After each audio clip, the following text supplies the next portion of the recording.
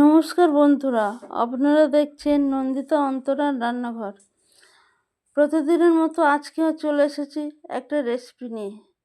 আজকে আমি বানাবো তালের শাঁস দিয়ে তেলের পিঠে বা পুলি পিঠে। আমি প্রথমে চালটা ভিজিয়ে নিয়ে শিলে গুঁড়ো করে নিয়েছি। তারপর তালের আঁটিগুলো কেটে বেটে নিয়েছি। জলটা গরম করে নিয়ে তাতে একটু কালো জিরে আর মৌরি দিলাম, আর লবণ দিয়ে চালের গুঁড়ো, কিছুটা ময়দা আর চিনি দিয়ে ভালো করে মেখে নিলাম।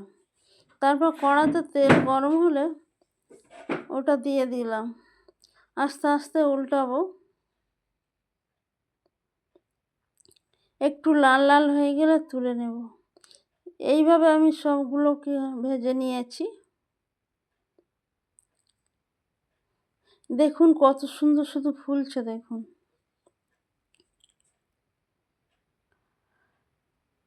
খুব দারুণ টেস্টি হয়, আপনারা বাড়িতে করে দেখুন।